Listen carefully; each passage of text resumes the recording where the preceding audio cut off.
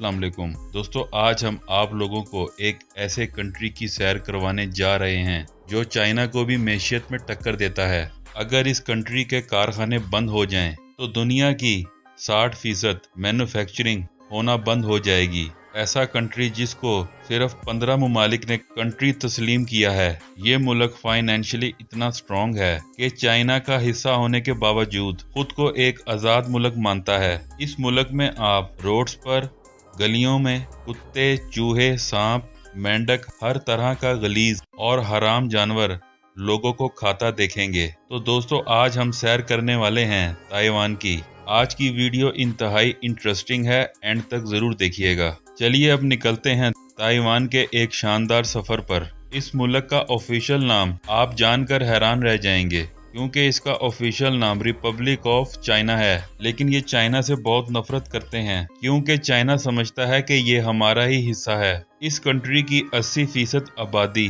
शहरों में रहती है और 20% आबादी गाँव में आबाद है। ताइवान एक जदीद और तरक्की याफ्ता कंट्री है। यहाँ बच्चों से लेकर बूढ़े तक हर किसी को काम करना पसंद है और हमेशा लगन से काम करते हैं। ये एक आइलैंड कंट्री है। इस कंट्री का कुल रकबा 35,808 मुरब्बा किलोमीटर है, जो रकबे के लिहाज से दुनिया के 139वें नंबर पर आता है। इस कंट्री की कुल आबादी 2,31,83,378 लोगों पर मुश्तमिल है, जो आबादी के लिहाज से दुनिया के 17वें नंबर पर आता है। इस कंट्री के पर स्क्वायर किलोमीटर पर 650 लोग आबाद हैं। ताइवान का कैपिटल ताइपी है, जो कि बहुत खूबसूरत सिटी है। इस शहर में आकर आप कभी भी बोर नहीं होंगे। यहाँ जदीद इंफ्रास्ट्रक्चर और जदीद लाइफस्टाइल टूरिस्ट को अपनी तरफ मुतवज्जा करती है। इस शहर की नाइट लाइफ भी बहुत फेमस है। ये शहर शुमाली ताइवान में वाक़या है। ये इस कंट्री का इक्तिसादी, सियासी और सकाफती मरकज भी है। ताइपी में वाक़े 101 ये शहर की सबसे बुलंद इमारत है। एक जमाने में ये दुनिया की सबसे बड़ी बिल्डिंग भी थी। इस कंट्री के लोग बहुत मददगार और मिलनसार भी होते हैं, यहाँ तक कि ये कभी भी किसी को इनकार नहीं करते। ताइवान दुनिया भर में अपनी बेहतरीन चाय की वजह से भी मशहूर है। इसकी तारीख 150 साल से भी ज्यादा है। इस चाय का नाम ओलोंग है, जो इनकी सकाफत का हिस्सा है। ताइवान का ट्रांसपोर्ट सिस्टम भी बहुत जदीद है, जिसमें मेट्रो, हाई स्पीड रेल और बस सर्विस शामिल है। इस मुल्क की सरहदें शुमाल मगरिब में बहरुल काहिल और अवामी जमहूरिया चीन, शुमाल मशरिक में जापान और जनूब में फिलिपाइन से मिलती हैं। दोस्तों, क्या वजह है कि दुनिया की बड़ी से बड़ी कंपनी ताइवान की तरफ अपना रुझान रखती हैं? इसकी वजह यहाँ के लोगों का इंतहाई मेहनती होना है और यहाँ की टेक्नोलॉजी। आज पूरी दुनिया में ताइवान अपना इलेक्ट्रॉनिक्स और मोबाइल एक्सेसरीज का सामान फरोख्त कर रहा है, जो मौजूदा दौर की सबसे बड़ी कमजोरी है। इस इंडस्ट्री की बुनियाद पर आज ताइवान चाइना को भी आंखें दिखाता है। हालांकि चाइना ताइवान को अपना एक सूबा मानता है, लेकिन ताइवान खुद को एक आज़ाद मुल्क मानता है और चाइना को घास तक नहीं डालता। ताइवान को मुकम्मल सपोर्ट करने वाला मुल्क अमेरिका है। ताइवान में हर साल लाखों टूरिस्ट विजिट करने आते हैं। आपको हर तरफ लोगों का हजूम ही हजूम नजर आएगा। पूरे मुल्क में खूबसूरत रोड्स का जाल मौजूद है। मुल्क में अंडरग्राउंड मेट्रो का एक बेहतरीन सिस्टम मौजूद है। ताइवान की करेंसी न्यू ताइवान डॉलर है। मुल्क में महंगाई बहुत ज्यादा है। टूरिस्ट हजरात को काफी ख्याल रखना पड़ता है। इस मुल्क में लोग गैर मुल्की सियाहों के साथ फ्रॉड करते हैं, जैसे किराया ज्यादा ले लेना या चीजों की कीमत ज्यादा वसूल करना।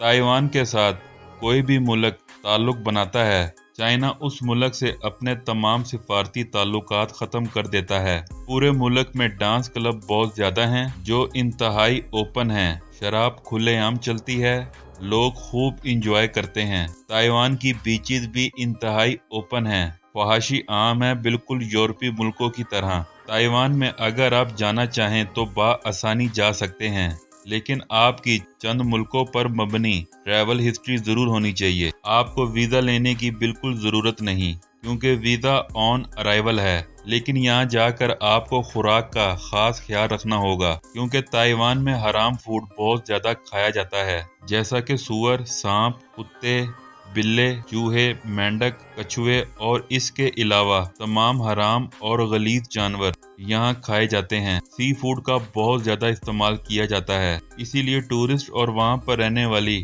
مسلم کمیونٹی کو بہت زیادہ خیال رکھنا پڑتا ہے۔ لیکن ایک اچھی بات یہ بھی ہے کہ یہاں کے لوگ بہت اچھے اخلاق کے ہوتے ہیں، ہر کوئی اپنے اپنے کام میں مصروف ہے۔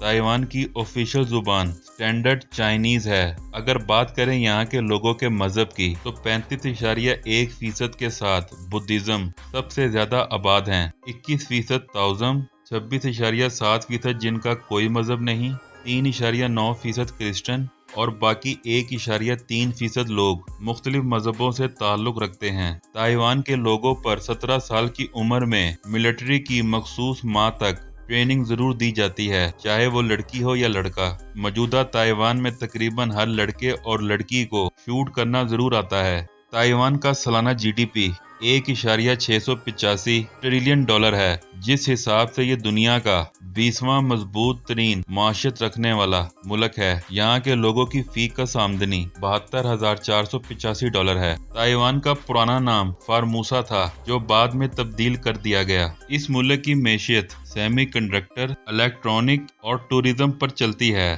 اسی وجہ سے دنیا بھر کی بڑی بڑی کمپنیاں اپنی الیکٹرانک پروڈکٹس کے لیے چپس بنواتی ہیں۔ دوستو، سوچنے کی بات یہ ہے کہ تائیوان اتنا امیر کیسے ہوا؟ اس کی ایک وجہ تو یہ ہے کہ پوری دنیا کی انڈسٹری کو تائیوان کی ضرورت ہے، چاہے وہ موبائل انڈسٹری ہو، الیکٹرانکس اور وہیکل انڈسٹری، کسی کا بھی تائیوان کے بغیر گزارا نہیں۔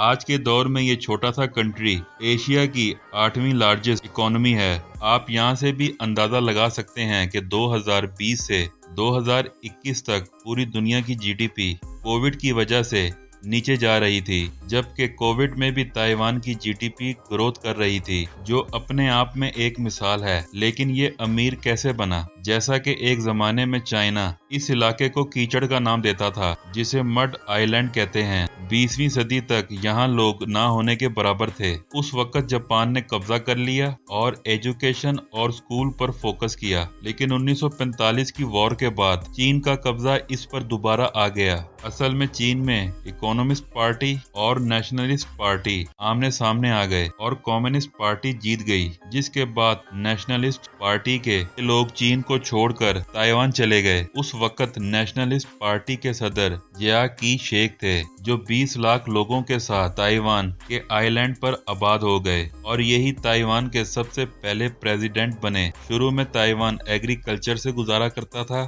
انفراسٹرکچر کی ڈیولپمنٹ 1970 میں کی گئی۔ اس کے بعد ٹیکس ریٹ کو کم کر دیا اور لیبر بھی سستی تھی اور مینوفیکچرنگ کا آغاز ہو گیا۔ 1980 تک تائیوان کے لوگ امیر ہونا شروع ہو گئے۔ 1990 کے بعد تائیوان نے سارا فوکس الیکٹرانک کی طرف کیا اور ٹورزم پر بھی اہم اقدامات کیے۔ سال 2015 میں چائنا کی موسٹ امپورٹنٹ کمپنی کی لسٹ جاری کی گئی، جس میں 10 کمپنیز تھیں۔ ان 10 میں سے 7 کمپنیز تائیوان کی تھیں جو چائنا میں کام کر رہی ہیں، لیکن تائیوان نے ایک ایسی انڈسٹری ڈیولپ کی جس کے بغیر پوری دنیا کی الیکٹرانکس نامکمل ہیں۔ وہ ہے سیمی کنڈکٹر یعنی الیکٹرانک چپ۔ ایک رپورٹ کے مطابق دنیا کے 60% سیمی کنڈکٹر تائیوان بناتا ہے اور اس انڈسٹری نے تائیوان کو دوسرے ملکوں سے منفرد رکھا ہوا ہے، جبکہ پاکستان بھی تائیوان کو الگ کنٹری نہیں مانتا، اسے چائنا کا حصہ سمجھتا ہے۔ یہاں تک کہ انڈیا بھی تائیوان کو الگ کنٹری نہیں مانتا۔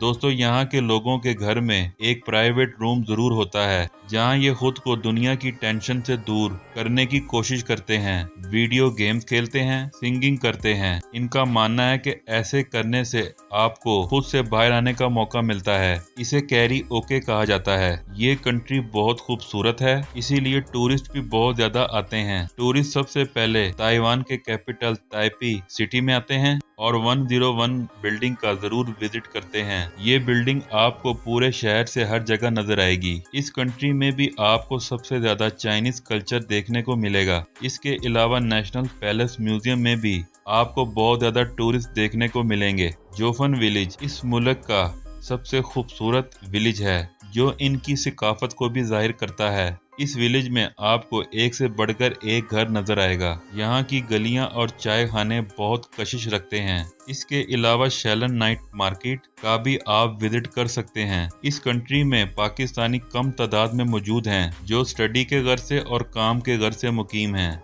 इस कंट्री में बारिशें भी बहुत ज्यादा होती हैं। दोस्तों, इस कंट्री में आप लोगों को 4 नंबर का फ्लोर नहीं मिलेगा और ना ही 4 नंबर लिफ्ट में नजर आएगा, क्योंकि यहाँ के लोगों का मानना है कि 4 नंबर भूतों का नंबर है। इस कंट्री में एजुकेशन को भी बहुत ज्यादा अहमियत दी जाती है। इसी वजह से इस कंट्री का लिटरेसी रेट 99% है। पूरा कंट्री ही पढ़ा लिखा है, तो इसी वजह से तो आज ये मुल्क चीन को टक्कर दे रहा है। तो दोस्तों, ये थी आज की हमारी बहुत ही इंफॉर्मेटिव वीडियो। आपको कैसी लगी कमेंट्स में लाजमी बताइएगा। मुझे दें इजाजत, मिलते हैं किसी अगली वीडियो में। तब तक के लिए अल्लाह हाफिज।